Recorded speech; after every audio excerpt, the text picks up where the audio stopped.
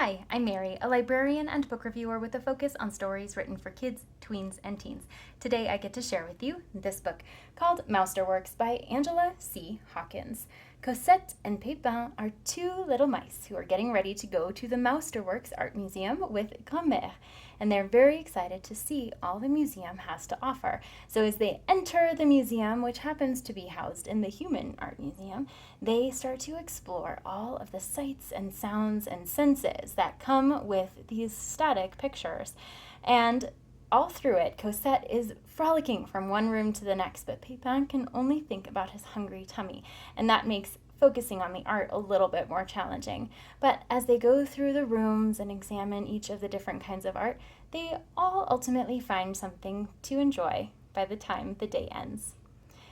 This story is a great way to introduce young readers to art. It is told through the perspective of some anthropomorphic mice who are going through an art museum with images that are reimagined for this setting. So you'll find some famous artwork that has been translated for this book, and each piece of art has two mice embedded within it. So readers will enjoy exploring the artwork and the senses that are inspired by it, and also looking for those mice along the way. So for readers with a background in art, they're going to really appreciate being able to see them in a slightly different light and to introduce very young children to famous works of art in a setting that perhaps is a little bit more comfortable than walking through an actual art museum. What's also really nice about this story is that it explores art from all over the world. So as you're going through, you'll see art and representations of people from everywhere from England to Asia and beyond.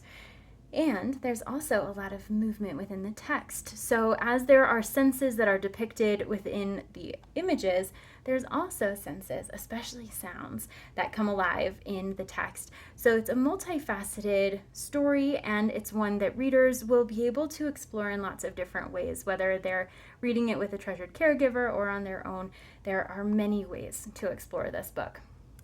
It's also, like I said, a great way for kids to explore famous art in a way that is comfortable. And at the end, on the end papers, you have famous artists and their mouse counterparts. So it's a fun and imaginative, whimsical exploration of famous works of art that is really accessible to young readers, and generations of readers will enjoy picking this book up together and exploring the pages, whether they're a grown-up or a child. There's a lot to learn and explore in this lovely story. If this sounds like a great fit for you or for someone you know, I hope you look for it wherever you get your books.